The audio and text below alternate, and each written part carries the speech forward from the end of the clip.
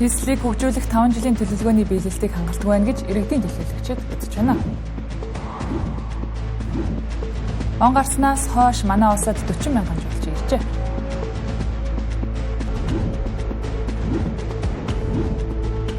Бүхрийн мах 1 кг нь 28 мянган төгрөгт хүрсэн байна. Хүний эрхийн үндэсний комисс 25 жилийн хугацаанд 13,431 гомдол мэдээллийг шийдвэрлэжээ. Шинэ 7 хоногийн төрийн үзэгчтэй Тэнгэр телевизийн 7 мэдээллийн хөтөлбөр эхэлж байна. Анхаарлаа хандуулна.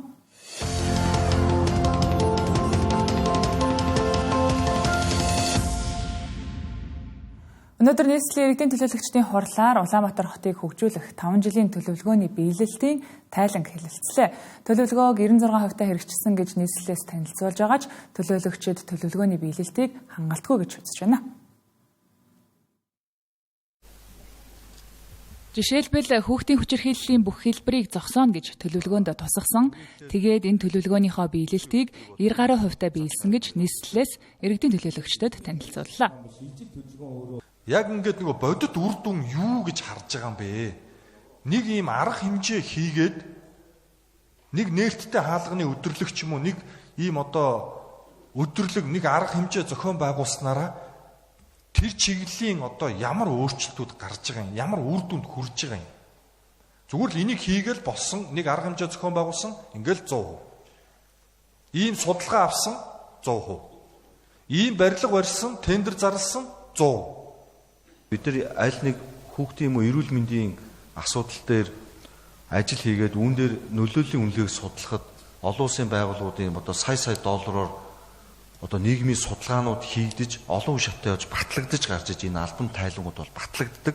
Гэвч өнөөдөр Монгол улсын эдийн засаг нийгмийн байдлаасаа болоод бид нар энэ нийгмийн ажил болгон дээрээ олон улсын хэмжээний өргөн тийм судалгаа хийлгэж үр дүнгийг ингэж баталгаажуулаад тайлагнах бид нар тийм санхүү төсөв мөн хүн хүчний болцоо маш дотно. Хэмжиж чадахгүй болол удирж чадахгүй гэж. Тэгэхээр манай энэ үнэлгээний систем ч өөрөө хоцрогчод байгаа юм шүү. Бид нар энэ хяналт шинжилгээнийхээ аргачлалыг нэг эргэж харах цаг нь болсон юм шүү дээ. 2030 он гэхэд нийслэл хот 120 сая мод тарих амлалт авсан.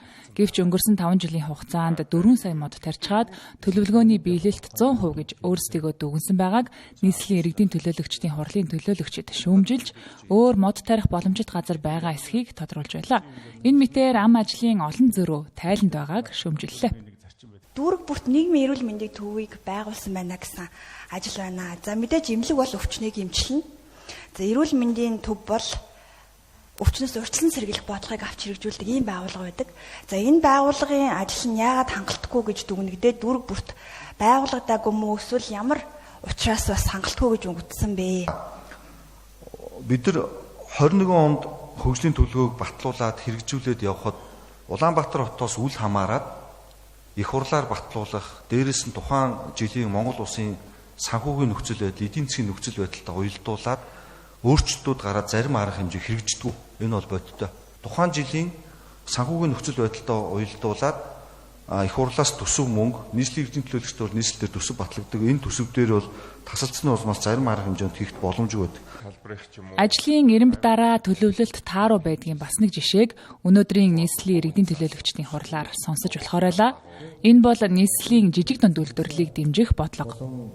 За 2026 оныг бол бизнес эрхчлэлийг дэмжих жил болго засаг даргын А.01 дугаар бол захирамж гарсан. За үүний дагуу бол бид нар Монголын үйлдвэр бизнесийн салбарыг 5 секторт хувааж уулзалтуудыг төлөвлөөд за тухайн салбаруудаа уулзсныхаа дараа тухайн салбарт тулгамдж байгаа асуудлуудыг тэр салбарт байгаа хүмүүсийнх нь өөрсдийнх нь гаргасан асуудал дээр шийдвэрлэе гэдэг төлөвлөгөөтэй бол ажиллаад явж байгаа. Мөн дээрэс нь гарааны бизнесүүдийг энэ жил бас бүрэн хэмжээнд дэмжихээр манай бизнес инновацийн газрын дарга бол хөтөлбөрийг бол боловсруулж А.01 захирамжийн хүрээнд бол боловсруулаад төлөв аргаад ажиллаж байгаа. Төсөв мөнгө бол батлагдсан. Гэхдээ гарааны бизнесүүд жижиг дунд дээр бол бас хангалтгүй хэмжээнд бол бас батлагдсан байгаа.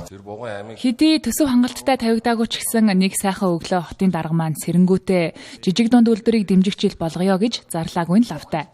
Өнгөрсөн жилүүдэд гарааны бизнесүүд жижиг дунд үйлдвэр эрхлэгчдэд зориулсан бодлогын дэмжлэгүүд сул явж ирсэн учраас хичнээн хувь хүн байгууллагуудыг яаж дэмжих вэ гэсэн нарийн тооцоолол төлөвлөгөө байхгүй учраас мөн л асуудал бүрхэг хിവэр дүүрэг бүр дээр ганц жишиг болсон үйлдвэрлэл харуулад өнгөрч магадгүй нэ. Төрийн өнөөдөр ирээгүй ба.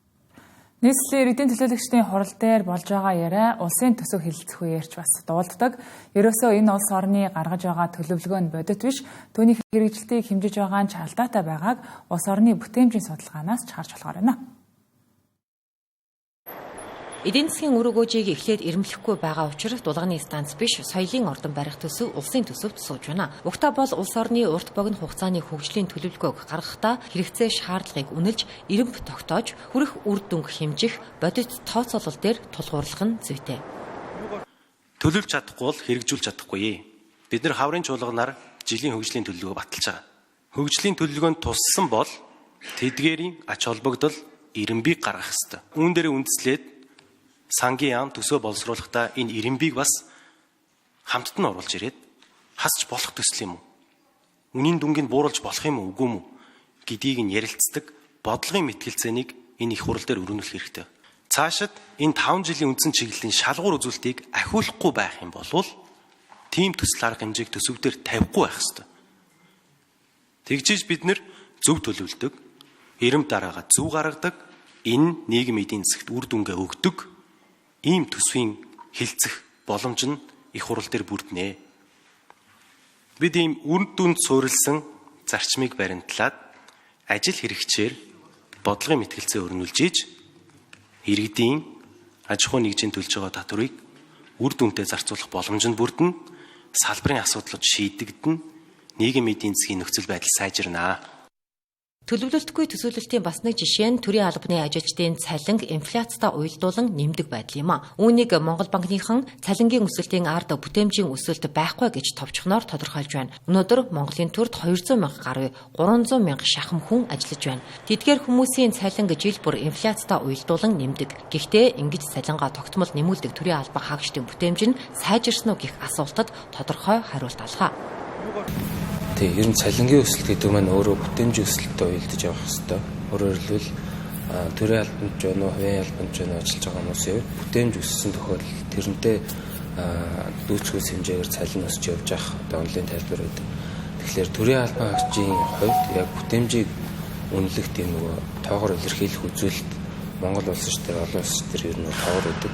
Судалгаад ордвол Монгол банкны 2024 оны судалгаанд Монгол улсын бүтээмж хэдий алгуур өсөж байгаа ч бусад улсуудтай харьцуулахад бага хിവэр байна. Мөн ажиллах хүчин ихээр төвлөрсөн хөдөө аж ахуй, төрийн алба зэрэг нийтийн салбарт хөдөлмөрийн бүтээмж сул байна гэж дурджээ. Түүгээрч зогсохгүй сүүлийн 10 жилийн хугацаанд эдийн засгийн өсөлтөд оруулсан төрийн албан хаагчдын бүтээмжийн хувь нэмэр сул байгааг дурдсан байна.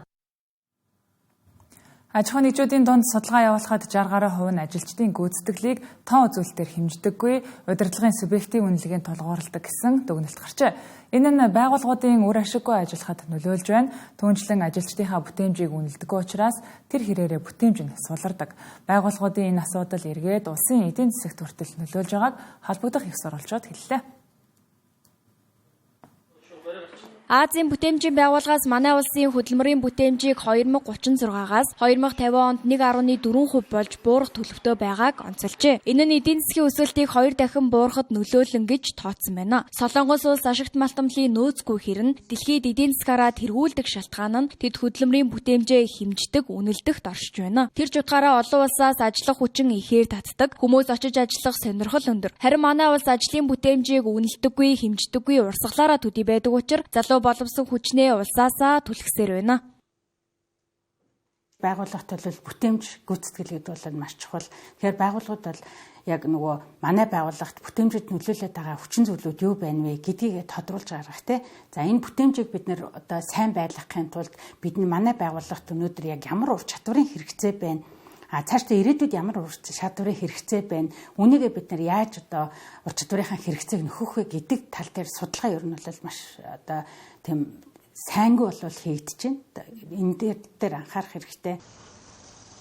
Түүнчлэн байгууллагууд хүний нөөцөө бүрдүүлэхээс өмнө стратегийн зорилгоо тодорхойлох нь чухал гэлээ. Байгууллагынхаа зорилгодоо тулгуурлан ажилтнаас сонгож, мэрэгжүүлж бүтээмжийн хэмжих хэрэгтэй гэдгийг мэрэгжилтнүүд онцолж байна. Мөн ажилтнуудынхаа бүтээмжийг үнэлэхдээ зөвхөн шилдэг ажилтан мөнгө урамшуулал зэргээр үнэлэхээс илүүтэй бүтээмжгүй ажиллаж буй ажилтнаа хүртэл ямар шалтгаанаас болоод бүтээмжгүй ажиллаж байгаад нь анхаарах нь зүйтэй гэдгийг хэлж байлаа. Түүнчлэн хөдөлмөрийн бүтээмж өснөөр байгууллагуудын ашиг нэмэгдэж цалин хөлсний бодит өсөлт бий болохоос гадна улсын эдийн засгийн өсөлт өрсөлдөх чадвар сайжрах суурь нөхцөл бүрдэх юм а.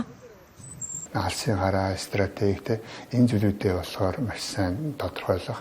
За эндээ болоо хүрэх, энийг хэрэгжүүлэх бас энэ хөдөлмөрийн бүтээмжтэй энэ зүйлүүдээ бас ингээ уялдуулах асуудал аягүй чухал байгаа байхгүй.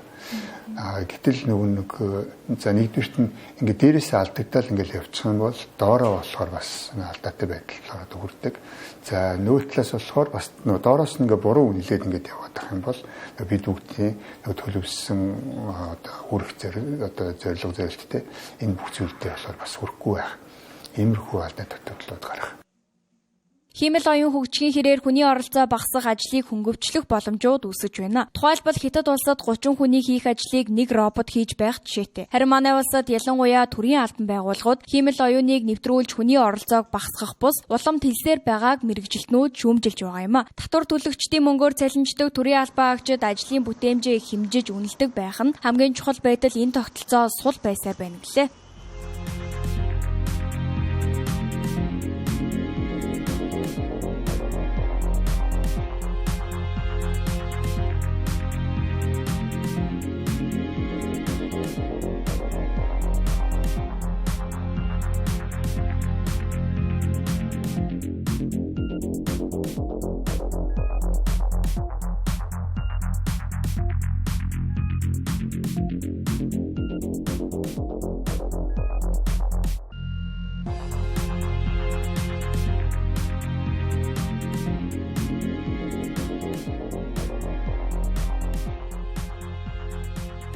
Тэнгэр телевизийн 7 мэдээллийн хөтөлбөр үргэлжилж байна. Манай улсад иргэдийн эрх хамгаалагдахгүй байгаа гол шалтгаан нь төрийн байгууллага иргэдийнхээ эрхийг хамгаалахад анхаардаггүйтэй холбоотой гэж Хүний эрхийн үндэсний комиссаас үзэж байна. Учир нь Хүний эрхийн үндэсний комисс 25 жилийн хугацаанд 13,000 гомдол мэдээллийг хүлээн авч шийдвэрлэж 22,100 хяналт шалгалтын ажлыг зохион байгуулжээ. Үүнээс төрийн байгууллагад төгсөн шаардлагын хэрэгжилт хангалтгүй байгааг үе үеийн хүний эрх хамгаалагчид онцоллоо. Жишээлбэл одоогоос 14 жилийн өмнө Хүний эрхийн үндэсний комиссоос сэтгцэн эрүүл мэндийн төвийг түшгэлсэн асрамжийн газар байх шаардлагатай гэх зөвлөмжийг засгийн газарт хүргүүлж байжээ. Гэтэл одоо хэрэн асрамжийн газар байгуулаагүй. Саяхны жишээг л дурдахад сэтгцэн өвчтөе иргэн хүний амь насанд хүрсэн аимшигт хэрэг гарсан. Үүнээс гадна 10 гаруй жилийн өмнө хугацаанд цэргийн албан хаагчдаар ажил хийлгэхгүй байхыг нэгдсэн үндэсний байгууллагаас анхааруулж байжээ. Гэтэл үүнийг хэрэгжүүлэхгүй хугацаанд цэргийн албан хаагчдаар ажил хийлгдэг жишг манайд хэдийн Энэ мэдчлээ олон улсын байгууллагаас хүлээсэн үүргэж биелүүлдэггүй. Хүний эрхийн комиссоос өгсөн шаардлагыг ч төрийн албан байгууллагууд биелүүлдэггүй. Иргэдийн эрх зөрчигдсөөр байгааг Хүний эрхийн үндэсний комиссийн дарга асан хэллээ. Энэ Хүний эрхийн үндэсний комиссийн явуулж байгаа үйл ажиллагааг дэмжихгүй байх юм бол бид нар олон улсын хоригт орох амархан байдгийн шүү. 2-3 удаа би ийм юмтай тохиолдож байсан. Тийм учраас олон улсын гэрээ конвенцээр хүлээсэн үүргээ төрийн бүх байгууллагууд биелүүл. Хүний эрхийн үндэсний комиссаас тавьж байгаа шаардлага зөвлөмжийг биелүүл. Тэгжээж хүн болгон эрхээ адил зөв амьдрна. Дээр нэмээд энэ эдийн засгийн баталгааг л бий болгомоор байна. Иргэдийн орлого амжиргаа сайжрахгүй, хүүхдийн эрх зөрчигдөх, эмэгтэйчүүд хүчирхийлэлд өртгөн тухайн улсад хүний эрх хамгаалагдахгүй байгаа хамгийн тод жишээ гэдгийг Хүний эрхийн үндэсний комиссоос хэллээ. Тэр ч утгаараа манай улсад хүүхдүүд наад захын тэгш боловсрал эзэмшиж чадахгүй, эмэгтэйчүүд хүчирхийлэлд өртсөөр байна. Түүнчлэн сүүлийн 15 жил нийт өрхийн дунд ядуурал 30%-аас буухгүй байсаар байна. Эндээс хүний эрх манай улсад хангалтгүй түвшинд байгааг харж болохоор байгаа юм а. Манай улс өнгөрсөн онд эрх зүйт ёсны индексээрээ 143 орноос 67 дугаар байранд ирэмблэгдэжээ. Бол хүний эрхийн асуудлыг Монгол улсын нийт иргэн төрийн байгууллагууд энэ оол бидний нэг нь эрх талаасаа нөгөөх нь үүрэг талаасаа бол ойлгодог байсан байна. Юу тулгамдаад байна гэхээр хэрэгжилт илүү бид нар ингээд тунгаглал ярьж байна те. Одоо хуулийн цаас яаж хэрэгжүүлэх вэ? Механизм хэн хэрэгжүүлэх вэ? Одоо чиг үүрэг хариуцсан этгээд хэрхэн хэрэгжүүлэх вэ? Үе шат ямар нөөцөөр хэрэгжүүлэх вэ гэдэг дээр хариулт дутуу байна. Тийм ч учраас бид нар яг газар дээр очихоор заримдаа иргэний эрх зөрчигдөж байна. Эсвэл түүний мөрөөр хариу арга хэмжээ хурдан авчдаг байна гэдэг асуудалтай тулгараад. Өөрснөө энэ дотооддоо гарцаагүй одоо асуудлуудад дүн шинжилгээ хийж хамгийн гол нь бодлогын удирдамжаар хангах зөвлөмж өгөх чиглэлээр цаашиж их зүйлийг хийх одоо шаардлага байна. Баталж байгаа хууль тогтоомжийн одоо асуудал дээр маш нарийн судалгаатай хандаж тэр босоо сууж боссон байдлаар хуулийг гаргах биш нэлээд нарийн судалгаа хийсний үндсэндээ хуулийг гаргавал одоо энэ хууль бол хүний эрхийг одоо зөрчихгүй. Цахим орчин хөгжихийн хэрээр үүнийгээ дагаад цахим орчинд үйлдэгдэж буй гэмт хэрэгүүдэд тохирсон хууль эрх зүйн орчин шаардлагатай болжээ. Цахим технологи ашиглагдан үйлдэгдэж байгаа гэмт хэргийг шийдвэрлэхэд хууль дүрмд 30 орчим нэр томьёо шаардлагатай байна гэлээ. Хуулийн заалтанд дутуу учир цахим орчинд үйлдэгдэж байгаа хэрэг бүрэн шийдвэрлэгдэж чадахгүй олон нийт тохирсоор байгааг Хүний эрхийн үндэсний комиссоос онцолж байна. Монгол Улсын их хурлын дарга учрал тэргүүтээ Улсын их хурл засгийн газрын гишүүд ээлжид чуулганы завсарлагын үеэр орон нутагт ажиллаж хууль тогтоомжийн хэрэгжилт болон хаврын чуулганаар хэлэлцэх багц хуйлуудын хүрээнд иргэд олон нийтэд нээлттэй санал солилцож байна. Улсын их хурлын дарга тэргүүтээ их хурлын гишүүд Өвөрхангай, Архангай аймагуудад ажиллаа. Энэ үеэрээ чөлөөллийн санаачлагыг танилцуулсан юм а. Энэхүү санаачлах нь хүнд суртал, саад гацааны шалтгаан болсон давхарцсан дүрм журам төрийн хит оролцоноос иргэдээ чөлөөлөхөөс гадна хандлагын өөрчлөлт, оюун санааны чөлөөлөлт, үндсэн хуулиар баталгаажсан иргэний эрх чөлөөг тэгш хүртээмжтэй эдлэх эрх зүйн орчныг бүрдүүлж хөдөлмөрлөж байгаа хүн бүрт төр дарамт биш боломж өгдөг болохын төлөөх шинжилэл гэж тодтоглоо. Чөлөөлийн санаачлагын хүрээнд иргэдийг үнийн өсөлтөөс хамгаалах арга хэмжээний тухай Улсын их хурлын тогтоолыг баталсан. Энэ тогтоолоор засгийн газар Монгол банк санхүүгийн зохицуулах хороонд чиглэл өгч тус бүрийнхээ чиг үүргийн хүрээнд авч хэрэгжүүлэх 16 багц арга хэмжээг тусгажээ. 2026 оны байдлаар 406 барааны үн өссөн нь инфляцийн идэвхжил илүү өргөн хүрээг хамарч эхэлсэнтэй холбоотой эрэлтийн гаралтай үнийн өсөлтийг тогтворжуулж иргэдийн бодит орлогыг хамгаалах ёстойг Улсын их хурлын дарга тодтогоод өрхийн орлогын өсөлт нийслэл хотын хувьдж хөдөө орон нутгийн тухайдж удаашраад байгааг тоон үзүүлэлтийн хамт танилцууллаа. Ингээд нэгдүгээр зэрэглэлийн хүүг бууруулахаар зорж байгаагаа дурдлаа. Санхүүгийн сахилга ба хариуцлага нэмэгдүүлье гэдэг зорилгоор энэ төв банк өөрөө энэ банк санхүүгийн салбарт явуулж байгаа энэ тохируулгуудаа зөв болгох хэрэгтэй. Тийм учраас Монгол банкн дээр хариуцлагын арга хэмжээнүүдийг эхэлж аваад алдагдлыг бууруулах. Цаашлаад мөнгөний бодлогоо ингээ хатуу сахилгуудтай болгох ажлуудыг хийгээд дээрэс нь түүний дараа энэ эрсдэлийг бууруулж чадах юм бол энэ чинь гадны банк энэ төр орж ирвэл өрсөлдөөн бий болоод эхлэхээр зээлийн хүү зах зээлээ дагаад буулгах болохоос биш. Би одоо гарч ирж маргааш зээлийн хүүгээ шууд бууруул гэдэг ийм арга хэмжээ авлаа гэдэг улс орны эдийн засаг хүнд байдал руу очно. Дээрээс нь банкны хуулийг одоо хавар оруулж ирээд гадна дотны банк орж ирэх нөхцөлийг бүрдүүлээд тэгээ ингээд сахилга батыг нэмэгдүүлээд ингээд явъя. Тэгээд энэ зээлийн хүүг бууруулгын арга хэмжээ бол миний одоо мэдээж нэгдүгээр зорилт. Түүнчлэн зөвшөөрлийн тухай хуульд нэмэлт өөрчлөлт оруулж ахуйн шинжтэй бизнесийн үйл ажиллагааг эхлүүлэхдээ зөвшөөрөл хүсэх бус мэдэгдэл илгээхэд хангалттай болно гэдгийг ч мөн онцоллоо. Орон нутаг эдийн засгийн хувьд бие дааж хөгжихийн тулд орлогын их үүсвэрийг төрөлжүүлж нэмэгдүүлэх нь чухал гэдгийг Улсын их хурлын дарга онцолсон юм а. Мөн тэрээр төр хувийн хэвшлийн түншлэлийн тухай хуулийн нэмэлт өөрчлөлтөөр төсвийн зарлагын хязгаарт багтаагүй төсөл арга хэмжээнүүдийг аймаг, орон нутаг бие даан шийдвэрлэх эрхийг баталгаажуулж сонгон шалгаруулалтын хугацааг 1-6 сар болгон багасгаж үе шатыг нь цөөлсөн болохыг тодтоглоо. Ардчилсан нам өнгөрсөн амралтын өдрүүдээр нээлттэй цэгцтэй ардчилсан нам үндэсний хэмжээний аян эхлүүлснээ зарлалаа. Тэд цагаан морин жилд эхлүүлсэн үйл хэрэгээ гал морин жилд дахин сэргээн эхлүүлэхээр довтолж бууга зарласан юм. Энэхүү дахин эхлэлийн гол үзэл санаа нээлттэй цэгцтэй гэсэн гол концепттой гэдгийг ардчилсан намын дарга энэ үеэр зарлалаа. 2 дугаар сарын 1-ээс 3 дугаар сарын 11 хүртэлх 40 хоногт ардчилсан намын гишүүд дахин шинчилсэн бүртгэлтэй хамрагдаж шинэ гишүүдэд бүртгэнэ. 5 дугаар сар гэхэд нам цэгцэрч 2027-оос 28 оны нэр дэвшигчдийн нэрс шударга шалгуураар тодорхойлно. Би намын даргын хувьд дотооддоо шударга байдлыг хангуулахад анхаарч хинтээч хуйлдахгүй, албан тушаалаарч алт мөнгөөрч худалдахгүйгээр ажиллах болно хэмээн ардчилсан намын дарга цогт гэрэл мэдэгдэжээ. Гишүүдийн шинчилсэн бүртгэл бүрэн цахимаар явагдах юм байна. Өөрөөр хэлбэл намын цахим шилжилтч бас эхэлж байна гэлээ.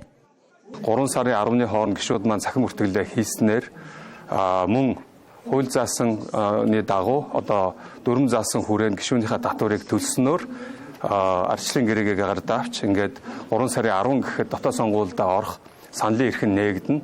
За мөн татвар төлснөөр гишүүн ардчилсан намын дотоод сонгуульд нэр дэвших мөн санал өгөх эрх нь нээгдэж байгаа.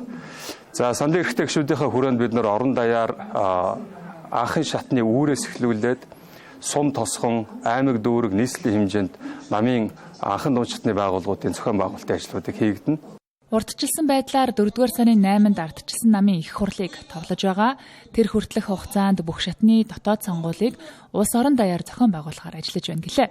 Ардчилсан нам нь үндэсний хэмжээний төрийн эрх барьж байсан улс төрийн хүчин хэдий ч гишүүний бүртгэл, үйл ажиллагааны менежмент, мэдээлэл харилцааны ил тод байдал хангалтгүй, дотоод зохион байгуулалтын хувьд бүтцийн нэг хоорондын ажлын уялдаа харилцаа эмх цэгцгүй явж ирсэн бодит байдал бий. Тиймээс энэхүү нөхцөл байдалд дүгнэлтийн эрс шинжилэл хийж дэвшил гаргах зорилгоор ардчилсан нам гишүүнчлэл, удирдлага, мэдээлэл харилцааны цогц цахим шилжилтийг эхлүүлж ANMN сайт болон AN+ аппликейшнийг ашиглалтанд оруулах гэж байгаа юм байна. Түүнчлэн шинжилсэн бүртгэлийн хүрээнд үзэл санааны өөрчлөлт оруулж ардчилсан нам хуучны социалист батлагтай намын гишүүн гэх ойлголтыг халж намын гишүүдэд democracy passport буюу ардчлалын паспортыг олгохоор болжээ. Энэхүү ардчлалын гэрээгээ эзэмшигч нь ардчилсан үзэл санааг түгээн дэлгэрүүлэгч, үнэт зүйлсийг хамгаалагч, ардчлалын элч төлөөлөгч болох юм. Улсын хэмжээнд намын гишүүнчлэл, удирдлагын цахим системийг бүх шатанд ашиглаж, гишүүнчлийн цахим бүртгэлийг хийснээр democracy passport буюу ардчлалын гэрээгийг олгох нөхцөл бүрдэх юм байна. Аялал жуулчлалын салбарт бизнес эрхлэгчдийн зүгээс хүний нөөцийн хомсдол болон манай аялал жуулчлал улирлын чанартай байгаа доктортой үйл ажиллагаа явуулахад хүндрэлтэй байгааг хэлж байна.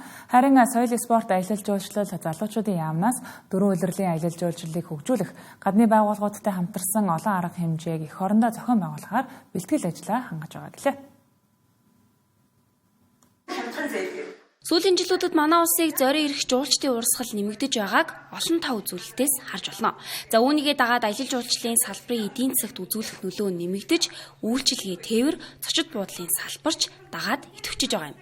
За гэхдээ зуны 3 сар үйл ажиллагааны идэвхжээд бусад үед нам гүн байдаг тухай салбарынхан хэлж байна. Мөн доктортой хүний нөөц тулгамдсан асуудал болж байна гэлээ. Тиймээс дөрвөн улирлын аялал жуулчлалыг хөгжүүлэх, жуулчдын тоонд биш чанарт анхаарах. За аялал жуулчлалын сурталчилгаан чиглэсэн зохицуулалт зэрэг асуудлуудыг бодлохоор дэмжих хэрэгтэй байгааг ярьж байлаа. Ихээр дэмжлээ. Ажиллах хүн бол асуудалтай. Тэгэл ялангуяа манай жуулчны баазууд бол улирлын чанартай учраас нэг 3 сар өсрөөл 90 хоног 100 хоног ажилладаг. Тэр хооронд нэг ажиллана. Тэгэл нэг голдуу нэг оюутан нэг төр ажилчид авдаг иймэрхүү. Тэгэл бүгд л нэг арга болох талаас нь л үзээд хүндрэлтэйгээ хувьд бол хүндрэлтэй. Бага ирж байгаа хүмүүстэй ямар улсууд ирээд байна? Хідэн яг тэр бидний яриад байгаа жуулчин юм бэ? Тэ? Тэд нартэй хэр зэрэг чанартай үйлчилж байгаа юм бэ?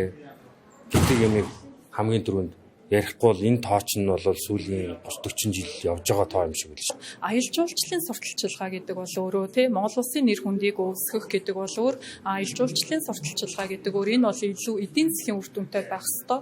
Ирэх жуулчдын урсгал шууд өсөх ёстой. Нөгөө төгөр сурталчилгаа маань өөрөө шууд одоо шийдвэр гаргах, бизнес одоо хийж байгаа Монгол руу жуулчин явуулах, Монголоос жуулчин авдаг. За дээрэс нь манай аж ахуй нэгжүүдтэй хамтарч ажилладаг ийм хэмжээний одоо зах зээл рүү чиглэсэн байх ёстой. Өндөр дээд хэмжээний аялал Харин соёл спорт аялал жуулчлал залуучуудын яамнаас Монголд зочлох жил 2023-аас 2028 Go Mongolia төсөл цаашид үргэлжлэн гэлээ. За энэ төсөл үр дүнтэй хэрэгжиж байгаа төдийгүй он гарснаас хойш гихтэл 40 мянга гаруй жуулчин хүлээн авсан байна. За COP17 зэрэг олон улсын арга хэмжээг эх орондоо зохион байгуулах нь дэлхийд улсаа сурчлах ач холбогдолтой гэж үзэж байна. За энэ оны одоо эхний 1 сарын байдлаар хэд 41 мянган жуулчин авсан байх жишээтэй. Тэгээд доктортойгоор хөгжиж. За үүний хүрээнд мэдээж одоо бид нэр олон улсаас сурталчлах 2023-аас 2028 оныг Монгол зочлох жил болгож зарсны хүрээнд Go Mongolia урьяанд ороос шатараалсан арга хэмжээнүүд авч хэрэгжүүлсний хүрээнд бол бас жуулчдынтай бас нэмэгдэж байгаа гэдгийг бол хэлэх нь зөв баха. Тэгээд мөн цаашид бид нар бас Go Mongolia урьяанд Монгол улсыг сурталчлах мөн одоо арга хэмжээнүүдэд зохион байгуулах анхаарч ажиллана.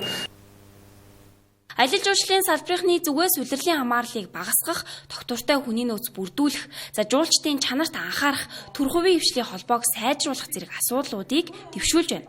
Мөн аялал жуулчлалын салбар эдийн засгийн гол тулгуур салбаруудын нэг болон хөгжих боломжтойг талууд онцоллоо.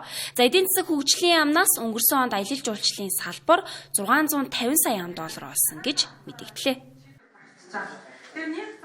Сар шинийн баяр ойртож байгаа энэ үед айл болгонд л буузаа хийхээр бэлтгэж байна. Энэ үеэр махны үн ханш өсдөг нь улирлын чанартай өсөлтийн мөрөө юм а. Өнөөдөр худалдааны төвүүдэд өхрийн цул мах 28-аас 29 мянган төгрөгийн үнэтэйгээр худалдаалагдаж байна. Хэдхэн хоногийн өмнөөс нөөцийн өхрийн махыг 15 мянган төгрөгөөр худалдаалж эхэлсэн. Гэтэл зах худалдааны төвүүдээр шинэ өхрийн цул мах 28-аас 29 мянган төгрөгийн үнэтэйгээр зарагдж байна. Харин өхрийн ястаа мах 25 мянган төгрөгийн үнэтэй байгаа юм. Махны үн өснөөс үүдэн иргэдийн худалдан авалт буурсныг махны худалдаачид учирдаж байлаа. Одоо яг зөвхөн хойд дэнжин мянгаас авах юм бол 25, 26. Тэгээд шулах юм бол 28, 30 болчиход байгаа юм. Харахгүй тийм л болчиход. Тэмэнэсийн тэтгэврийн улсууд бол бас тэгээд арай хямдхны гэхээс мах идэхгүй бол манай монголчууд хийсэн шүү дээ. Одоо яг дэнжин мянгаас бид нар бол 21,500 хамгийн сайн махын тэгж орж ирж байгаа. Тэгэл тэрнээс доошоо эргэлдээд явж байгаа. Тийм л хааштай. Одоо яг ингээд жижиглэнгээр зарж байгаа нь болохоор ихчин чинь мах 28, 29 таа байна. Ястаа махан 25 мянгатай байна. Бидний ойлголт бол гадагшаа нийлүүлэлт нь ихтэй. За юу гадагшаа гаргалт нь ихсэн гэж ойлгож байгаа. Нэгдүгээр, хоёрдугаарт бол энэ тэнд нөгөө малчтын зах гэж янз-янзаар гараад тий амар хинтэн яаж нэг үнийн хөөрөлт тэднээс болж бас явагдаж байгаа. Энэ жил бол бүр арай дэмжиж штэ. Би бол яг нэг 24 гэлтийг нь авчихсан л та. Тэгтэл одоо нэг 300 гаруй мянган төгрөг болж штэ та. 24 гэлтээс 300 мянган болж байгаа. Тэгээ боломж юм байна уу? Өглөө 11 цагаас тэгээд нэг машин сударсан, нэг машин дууссан. Одоо дараагийнхан машинд орсон. Нэг машинд хэдэн бодоолсон? Нэгэнд нь 200, нэгэнд нь 250, нэгэнд нь 120 орж ирсэн. Килограмм нь 13 мянга тариф тогтоожсэн. Тэгээд тэрэндээ бол 17-оос 30 илийн хооронд, 35-6 илийн хооронд дундажтай нэг үрчлээ хэлтэй тийм л хоньнууд гарч байна л да. Дундаж нэг 22-3-ын дундаж л гарч байна. Дээш тоошоогоо үгүйгээр. Дээтэл нь 35 илтэй хонь бий.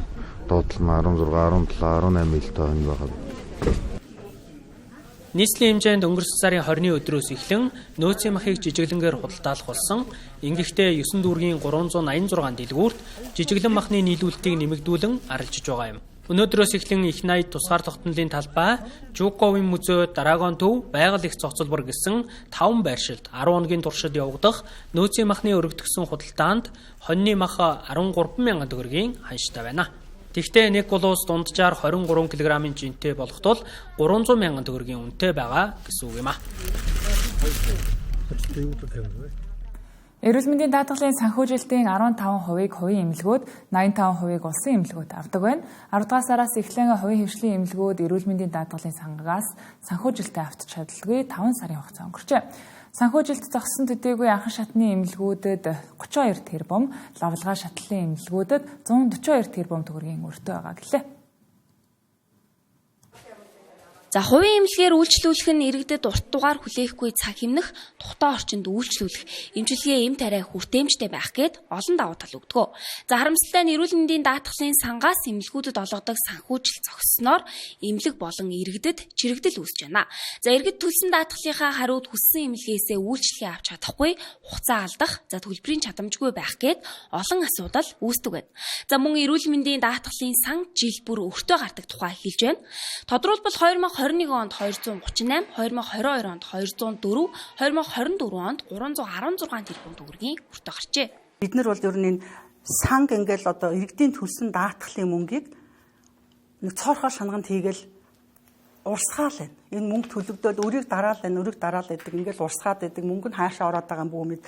Энэ нь ямар ч ил тод биш. Одоо энэ хувийн эмнэлгүүдээс ер нь хувийн чихгүй ер нь бүх эмнэлгүүдээс айгүйх хасалт хийж авч үлддэг. Даатгалын мөнгө сан өөрөө. Жишээлхэд л одоо ковот тогтоочж байгаа. Тогтоосон ковотондоо хязгаарлалт тэгэл тэр тогтоосон ковотондоо мөнгө авчиж जैन. Тэрнээсээ ахаад дээрээс нь нэмээд хяналт янз бүрийн хяналтууд тэгээд нэхэмжлийн хяналт мэлдэг янз бүрийн хяналтуудаас ахаад бас өчнөө саяар наваад үлдчихдэг. За одоо хамгийн сүүлчийн жишээ гингүүт хувийн хөгжлийн эмнэлгүүдийг 10 сарын 1-ээс эхсүүлээд бүх санхүүжилтийг зогсооцсон. Гэтэл одоо тэр чинь 2025 онд 25 оны төсөв суудсан л мөнгө байгаа шүү дээ. 10 сар, 11 сар, 12 сар гэдэг бүтэн 3 сарын мөнгө ботход ойролцоогоор нэг 40-аас 60 тэрбум төгрөг баймар санагдаж байгаа байхгүй харагдаж штэ. Тэгэхээр ингээд тэр мөнгө төсөвт суугаад ингээд дахад тэрийг олохгүй ингээд цаана бариад тэгээ өшөө ахаад төсвөлсөн мөнгөн дээрээс нь ахаад үр гаргаад идэг. Тэгэхээр ингээд энэ цоорхоо шанах шиг ингээд энэ даатгалын санд мөнгө цутгаал идэг. Энийг буцаагаад яаж зөв зохистой зарцуулах юм? Энэ сан өөрөө яавал үр ашигтай ажиллах юм? Энэ тогтоосон ковотондоо бид нар ковот маань зөв юм уу? Бидний тавиад байгаа өртгийн жин зөв юм уу? Энэ байдлыг л зохицуулсан юм зохицуулалт хэрэгтэй л байгаад байгаа санагдаад байна. Иргэд сар бүр даатгалын шимтгэлээ тогтмол төлсөөр атал эргээд үйлчлэгээ авч чадахгүй байдалд орж эмнэлгүүд нь санхүүгийн дарамтад сүхэрч байна. За санхүүжилтийн шалгаруулалтыг хугацаанд нь зохион байгуулаагүй, хуримтлагдсан үрийг шийдвэрлүүлэхээ удаашруулж буй нь эрүүл мэндийн салбарын тогтвортой байдал төдийгүй иргэдийн амь нас эрүүл мэндэд эрсдэл дагуулж байгаа юм а. За эрүүл мэндийн даатгалын сан үрийн тайлан гаргах биш, иргэдэд хүрдэг бодит үйлчлэгээний баталгаа байх учиртай гэж салбарынхан онцолж байлаа. Сүхбаатар дүүргийн 11-р хороонд байрлах 913 дугаар байр 3 жилийн өмнө ашиглалтанд оржээ. Ашиглалтанд орохдоо хамгийн доод талын давхарт оршин суугчдад зориулсан нийтийн эзэмшлийн талбай буюу зогсоол байхаар төлөвлөгдсөн ч өнгөрсөн жилээс барилгын эзэд зогсоолыг автугаалгад түрээсүүлснээс болж оршин суугчид гомдлоо хаана гаргахаа мэдэхгүй хашаанд тулжээ. Сүхбаатар дүүргийн 11-р хороонд байрлах 913 дугаар байрны оршин суугчдын гомдлын дагуу онцгой байдлын газраас галын дүгнэлт хийж үйл ажиллагаа явуулах боломжгүй гэж шийдвэрлэжээ. Мөн нийслэлийн эрүүл мэндийн газраас оршин суугчдын эрүүл мэндийг хохироож байна гэж үзээд автугаалгыг хаахыг сануулсан байна. За гисэн шалгалт болгоны дараа 7-оос 10 хоног хааж байгаад л дахин ажилдаг тухай оршин суугчид хэлж байгаа юм. За гэртээ сууж байхдаа л угаалгын бодис байнга үнэртэж дотор мухарах, нүд харанхуулах зэргээр зориулдаг гэлээ. За ялангуяа оройн цагаар бодисны үнэр илүү нэмэгддэг байна. За энэ байдлаас болж хүүхдүүд өвлийн цагт ханиаднаас салахгүй байгааг хэлж байлаа. Нөгөө нэг агааржуултын хоолонд нь өөртөөхөө агааржуултын хоолойг ингээд залгсан байгаа хгүй оршин суугчтай агааржуултын хоолоод тэгэхээр тэр нөгөө үнэр нь тэрчгтэй ингээд битүү хаагаа явцсан хойно битүү үнэстэй дэдэг. Угаалга орно гэсэн нөхцөлтэйгээр барилга бариагүй доод барилгынхаа фундамент шалыг одоо нэг ус бохир усаа гүйлгэхийн тулд бүгдийг өргөмдөж ухаад яасан болохоор барилгынх нь хаан туурганд аюух цууралт үүссэн. Энэ барилга чинь ашиглалтанд одоо 3 дахь жил гарандаа болж байгаа барилга байхгүй. Тэгэхэд ханууд нь одоо подизор ороод ханууд нь дандаа ингээ уртаашаа цуурсан. Нэг давхрын хойтлын айлын хан үзүр одоо бүр ерөөсө мөөгөнцөртэй. Орцоор ороод ирэнгүүт л ерөөсө чиг. Тэг гэр мөөгөнцөртэй дээ. Ханараа хааграад байна. Айгүйх цуулт өгсөн байна. Тэгээд агаржуултын нөхөр 0-ч бай, галтгоонд ч бай дан бодис үнэртэйстэй. Тэгээд хүүхдэд ханаа түрээд байна. Бүгд л ерөөсө хашилтай болж байна. Орон сууцны Б1 давхар тавтугаалга ажилуулах боломжтой юу гэвэл боломжтой. За гэхдээ анх тухайн барилгыг ашиглалтад оруулж үл хөдлөлийн гэрчлэгийг гаргуулахдаа зориултыг тодорхой тусгасан байх шаардлагатай гэж холбогдох мэргэжил хэлж байна. За энэ тохиолдол дээр бол анх ашиглалтад орохдоо гараж байхаар төлөвлөгдөж байсан гэж оршин суугчид хэлж байгаа юм. Харин автугаалга ажилуулахад нийслэлийн засаг даргын тамгын газраас дараах шаардлагуудыг тавьдаг гэлээ. Хүүхдүүд аюу цаанаасаа үл хөдлөхийн зориулт нь яаж гарсан бэ? За үйлчлэгийн зориулттай, угаалгын зориулттай тийм зориулт нь цаанаас угаалга эрхлэхээр гарсан байвал угаалга эрхэлж болно.Ийнхаа үйл хөдлөхийнхөө гэрчлэгэн дээр зориулт нь гарсан байгаа. За тэгээд байгууллагын зураг байдсан шүү дээ. За тэрэн дээр нөгөө зурган дээр угаалгын зориултыг гараад ирсэн байдаг. За иргэн дээр явдаг бол иргэний үнэмшлийн хуулбар, аж ахуйн нэгж бол албан балаагын дээрх хүсэлтэд явуулдаг. За аж ахуйн нэгжийн гэрчлэгээ. За тэгээд улсын байцаагчийн эсвэл шинжээчийн дүгнэлт гэж байгаа. Гэрчлэгээний үн тариф ажиллах цагийн хуваар үйл хөдлөх хөрөнгө аль эсвэл түрээсийн гэрээ гэрчлэгээний. За галаа хэлгийн байдлын дүгнэлт, газрын гэрчлэгээний хуулбар.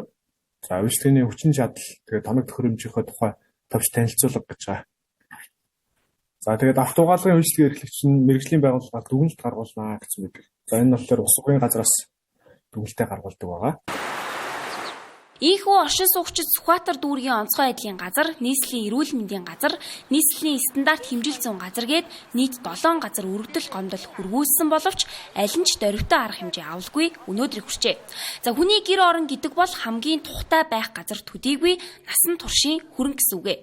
Гэхдээ ашиг олох зорилготой ганцхан байгууллагаас болж ийм олон хүмүүс гэртеж тухтай байж чадахгүй байгаагаас гадна эрүүл мэнд эд хөрөнгөөрөө хохирч байна.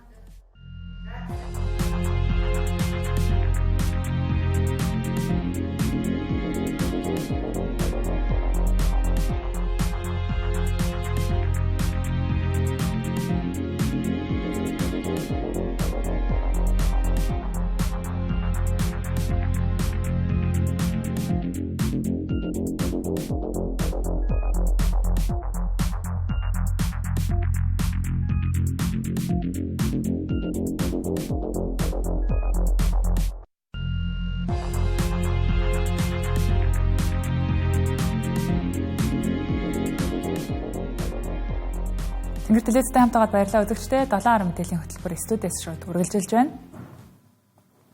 Шинэ Монгол сургууль өнгөрсөн 25 жилийн хугацаанд 24 үеийн 2903 төгсөгчийг бэлтгэн гаргажээ.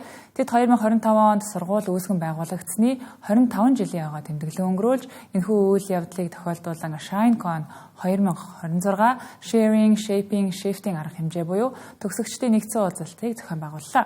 Ингэхдээ улс их орныхоо өнцөг булан бүрд эзэмшсэн мэргэжлэрээ салбартаа амжилттай ажиллаж суралцаж нийгмийн хөгжилд бодиттой хувь нэмэр оруулж байгаа төгсөгчтэй урьж нэгэн дээвэр дор нэгтгэх зорилго тавин Анрид медиа компанитай хамтран зохион байгууллаа. Аливаа сургуулийн хувьд төрийн сургуульч байсан төгсөгчдийнхаа энэ комьюнитиг ингэж сайхан бий болгоод тэгээд төгсөгчдийнхаа амжилттай явж байгаа ажил мэргэжлийн талбарт ажиллаж байгаа ийм санал бодлын туршлагын бусдад нь хуваалцуулаад тэгэхээр их ойрхон тусдагтай нэг сургуулийн нэг тогооноос хоол идэж байсан хүмүүс гэдэг утгаараа хэрэгдэж байна. Намайг бол үүсгэн байгуулагчийн хувьд урьдсан та энийг сонсооч гэдэг. Тэгээ би бас эндээс олон юм хараад ажиглаад суралцж байна. Гэж одоо сургуулиудад энэ менежментийн талаар ярьдаг, сургуулийн удирдах ажилтнуудыг ментор хийдэг хүний хувьд бол цаашид энийг төрийн сургуулиуд дээр ч гэсэн их сайхан дэлгэрүүлээд явах юмсаа л гэж ингэж бодож байна. Арга хэмжээг нийт 350 гаруй оролцогч зорин ирсэн бөгөөд тайзнаа нийт 11 илтгэж өөрийн туршлага, үн цэнтэй санаагаа хуваалцаж нийгмийн өмнөд хүлээхийн учир гэсэн сэдвээр панел хэлцүүлгийг тус өрнүүллээ. Илтгэгчдийн зүгээс анхлан зохион байгуулагдсан арга хэмжээний тайзнаа гарах завшаан тохиосонд туйлын баяртай байсны зэрэгцээ номын ах эгч нар дүүнартайгаа уулзаж нэтворкинг үүсгэх нь тун таатай байсныг хэлж байв. Надаа хамгийн таалагдж байгаа нь ангийнхантайгаа уулзаад, багштайгаа уулзаад, тэгээд дээрэс нь Шинэ Монгол хамтаа сурдаг байсан биз дээ. Шинэ Монгол хамт төгссөн хүмүүс юм биз дээ.